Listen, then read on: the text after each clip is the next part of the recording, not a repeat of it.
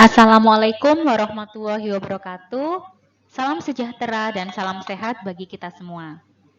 Baik, kepada para mahasiswa sekalian, berikut akan dijelaskan materi praktikum fisika dengan topik responsi yang pertama untuk jurusan Teknik Perminyakan, Teknik Geologi, dan juga Teknik Pertambangan, Fakultas Teknologi Kebumian dan Energi, Universitas Trisakti, Jakarta.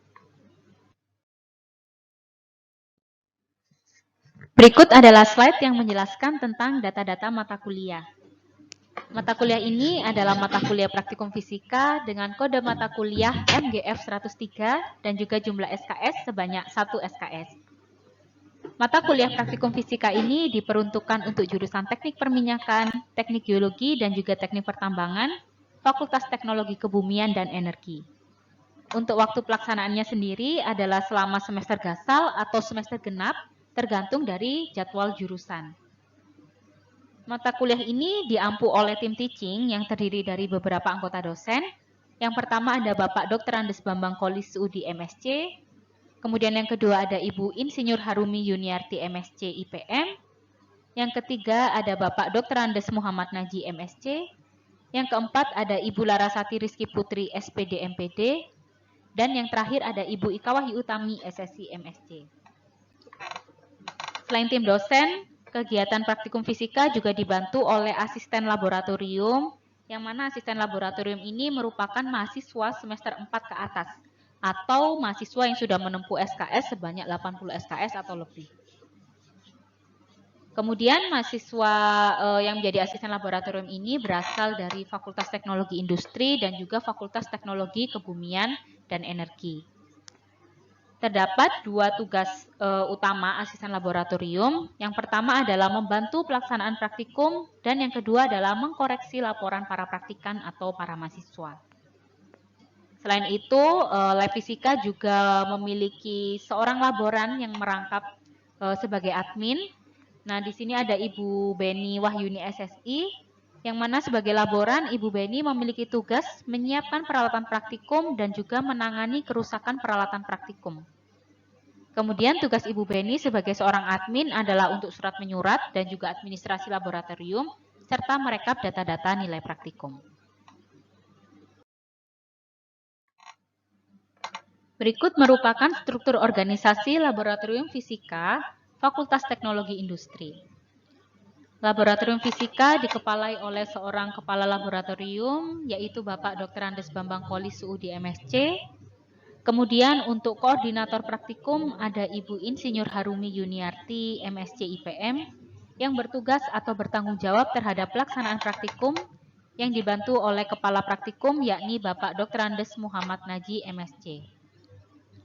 Selanjutnya untuk staf laboratorium fisika ada Ibu Larasati Rizky Putri SPD MPD dan juga Ibu Ika Wahyu Utami SSI MSc.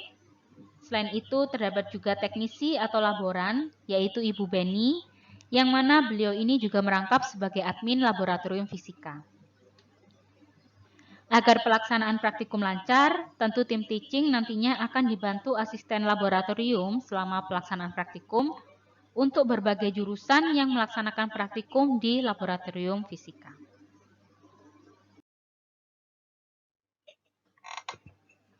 Berikutnya adalah slide yang menjelaskan tentang capaian pembelajaran. Nah, setiap mata kuliah pasti memiliki capaian pembelajaran lulusan atau yang kita kenal dengan istilah CPL. Untuk mata kuliah praktikum fisika, capaian pembelajarannya disesuaikan dengan jurusannya.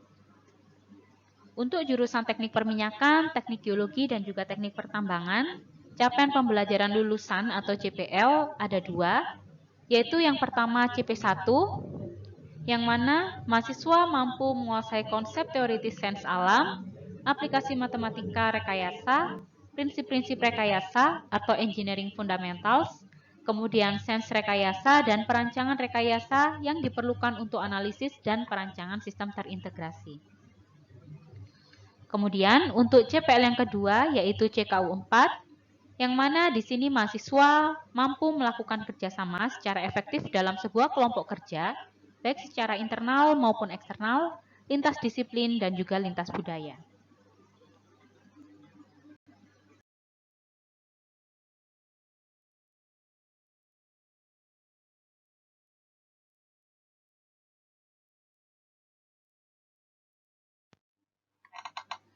Sedangkan untuk capaian pembelajaran mata kuliah atau kita kenal sebagai CPMK, untuk praktikum fisika ada 5, yakni yang pertama CPMK 1, yaitu mahasiswa mampu memahami dan menerapkan konsep teoritis sains alam untuk penggunaan alat-alat praktikum, menggunakan dan menentukan nilai ketidakpastian pengukuran, dan juga menjabarkan perambatan ketidakpastian pengukuran.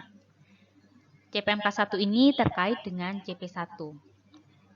Kemudian untuk CPMK 2, yaitu mahasiswa mampu memahami dan menerapkan konsep teoritis sains alam, serta bekerja sama dalam satu regu untuk melakukan praktikum bidang mekanika, meliputi rapat massa zat cair, dan kekentalan zat cair. Nah, untuk CPMK 2 ini dia terkait dengan CP1 dan juga CKU 4.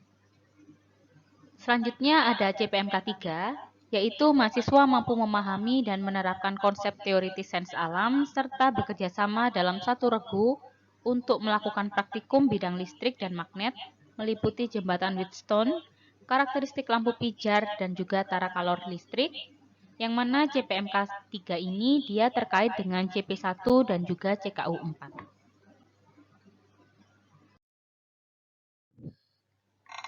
Selanjutnya, untuk CPMK yang keempat, yaitu mahasiswa mampu memahami dan menerapkan konsep teoritis sains alam, serta bekerja sama dalam satu regu untuk melakukan praktikum bidang termofisika, meliputi muai panjang batang logam, dan juga tara kalor mekanik, yang mana CPMK 4 ini dia terkait dengan CP1 dan juga CKU 4. Kemudian untuk CPMK yang terakhir, yaitu CPMK 5, mahasiswa mampu memahami dan menerapkan konsep teoritis sains alam, serta bekerja sama dalam satu regu untuk melakukan praktikum di bidang gelombang dan bunyi, yang meliputi cepat rambat suara di udara dan juga resonansi suara. Nah, untuk CPMK 5 ini dia juga sama, yaitu terkait dengan CP1 dan juga CKU 4.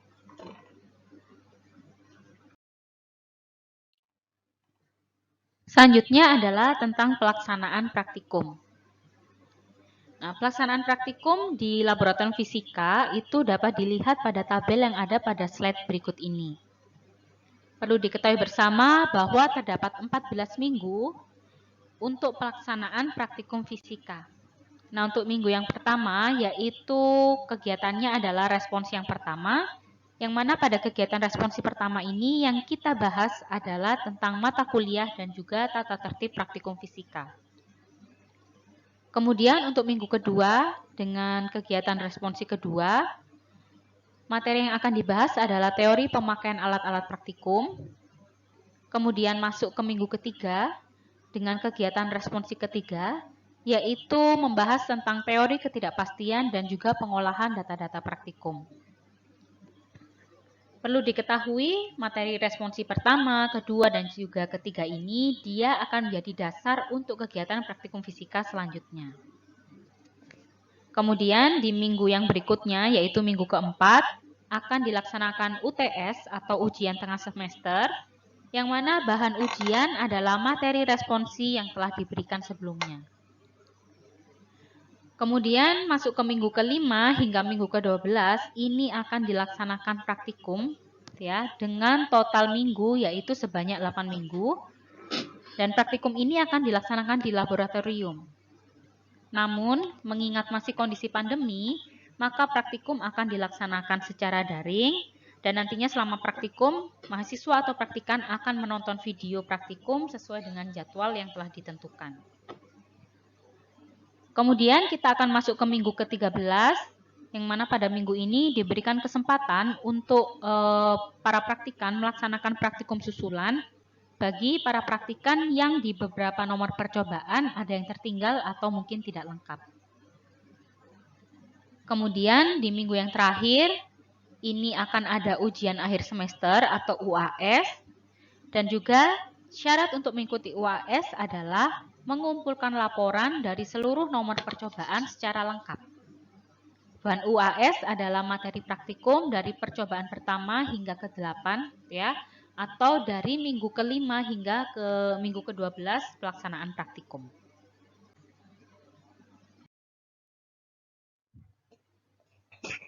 Berikut ini adalah materi praktikum untuk jurusan teknik pertambangan, teknik geologi, dan juga teknik perminyakan dengan berbagai kode nomor percobaan seperti pada tabel.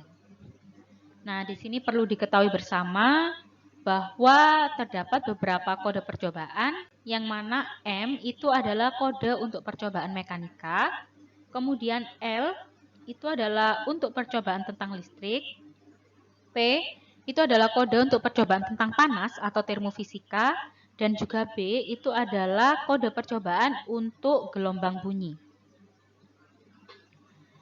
Nah, sekarang kita mulai dari yang pertama, yaitu kode percobaan M2 dengan judul percobaan rapat massa zat cair.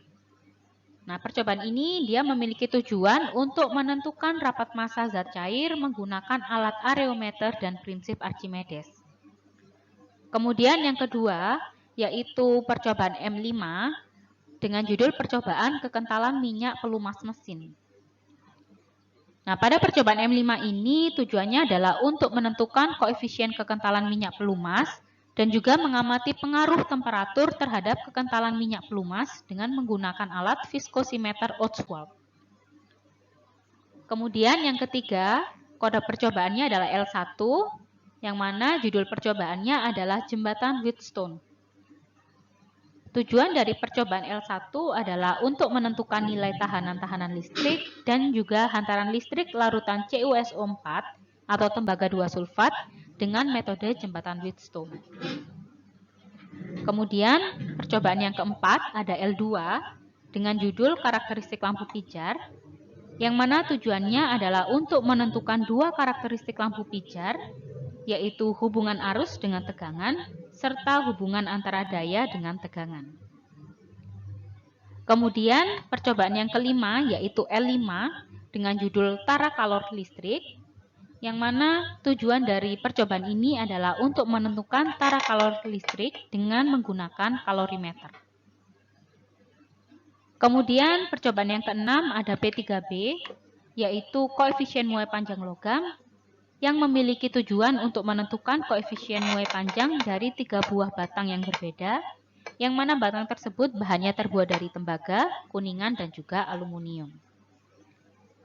Selanjutnya ada praktikum P7B, yaitu praktikum dengan judul percobaan tara kalor mekanik, yang memiliki tujuan untuk mempelajari proses perubahan energi mekanik menjadi kalor, dan juga untuk menentukan nilai tara kalor mekanik. Kemudian yang terakhir kita akan memiliki praktikum dengan kode percobaan B1, yaitu tentang resonansi suara, yang mana tujuan dari percobaan B1 adalah untuk menentukan kecepatan suara di udara dan juga bilangan getar garbutala. Ke-8 praktikum ini akan kita lakukan secara daring, yang mana selama praktikum nanti akan diputar video tentang penjelasan praktikum dan juga demo praktikum. Dan juga nantinya para praktikan akan mengerjakan laporan sesuai yang ada di modul praktikum.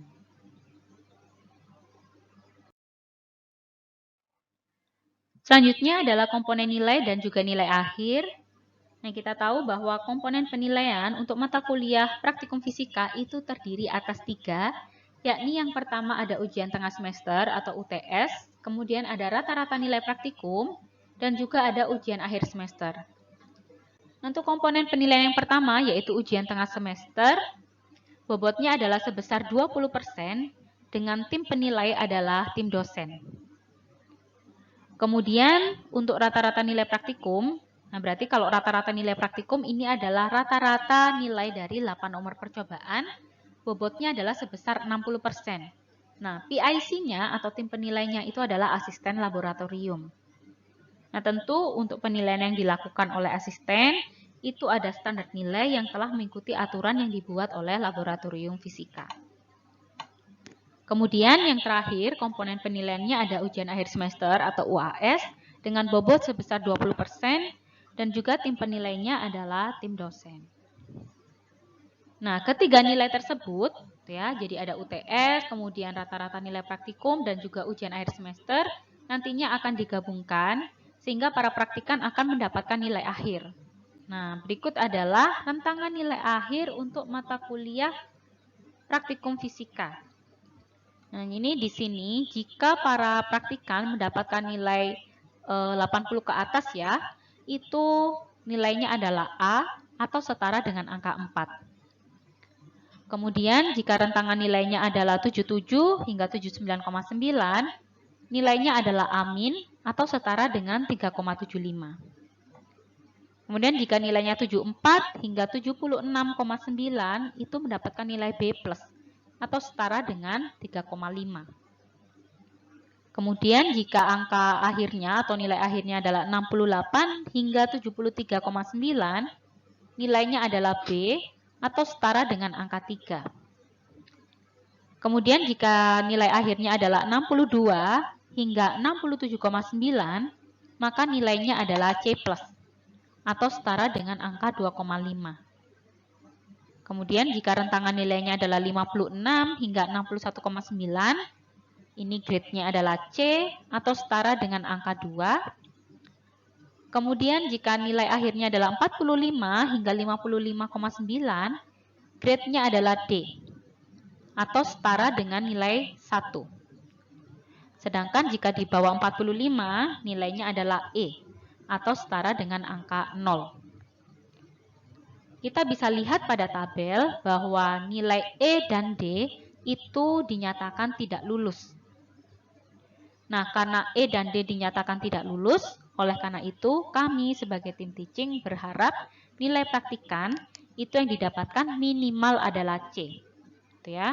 Namun, kalau bisa harus mendapatkan nilai A. Gitu.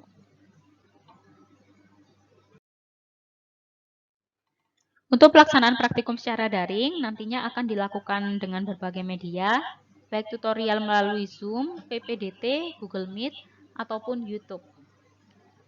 Untuk minggu pertama hingga minggu ketiga, dengan kegiatan responsi pertama, kedua, dan ketiga, media yang akan digunakan untuk pelaksanaan praktikum adalah Zoom, PPDT, Google Meet, ataupun YouTube. Kemudian untuk minggu yang keempat, yaitu dengan kegiatan UTS atau ujian tengah semester, media yang digunakan adalah Google Classroom. Ya, jadi di sini nanti soal itu akan diupload di Google Classroom. Kemudian para praktikan akan mendownload soal tersebut dan juga nantinya akan mengupload lembar jawaban ke Google Classroom yang telah tersedia. Kemudian untuk minggu kelima hingga minggu ke-12, yang mana kegiatan kita adalah pelaksanaan praktikum, media yang akan digunakan adalah Google Classroom dan juga YouTube. YouTube di sini berfungsi sebagai media untuk share video demo praktikum, sedangkan Google Classroom adalah media yang digunakan untuk para praktikan mengupload laporan praktikum yang telah dikerjakan. Kemudian di minggu ke-13, nanti kita akan memiliki praktikum susulan. Nah, ini sama ya medianya, yaitu Google Classroom dan juga YouTube. Dan yang terakhir adalah minggu ke-14, yaitu ujian akhir semester, yang mana pelaksanaannya nanti kita akan menggunakan media Google Classroom. Sama seperti UTS, jadi nanti dosen akan mengupload soal, kemudian mahasiswa akan mendownload soal tersebut, dan juga akan mengupload lembar jawaban ke Google Classroom yang telah tersedia. Baik, sekian penjelasan tentang responsi pertama. Atas perhatiannya, kami ucapkan terima kasih. Wassalamualaikum warahmatullahi wabarakatuh.